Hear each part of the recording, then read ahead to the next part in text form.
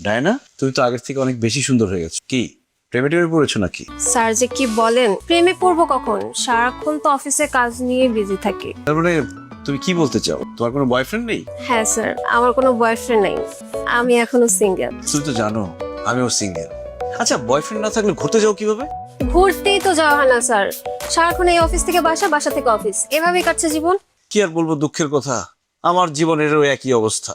Office থেকে বাসা, বাসা থেকে অফিস, এভাবে চললে কি মানুষ বাঁচে বলো? লাইফটা একদম বোরিং হয়ে যাচ্ছে। এই চলো না, আমরা কোথাও থেকে ঘুরে আসছি, সমুদ্রে গেলে ভালো হয়। স্যার, কক্সবাজার গেলে সমুদ্রের পাড়ে ছবি তুলবো, ভিডিও করব, আমার তো আইফোন নাই। তুমি আইফোনের কথা ভাবছো? শুধু একবার আমার সাথে কক্সবাজার চলো, আইফোন আমি তোমাকে দিব। কি বলছেন স্যার, আপনি আমাকে আইফোন গিফট করবেন? তাহলে তো আমার কক্সবাজার যেতে কোনো প্রবলেম নেই।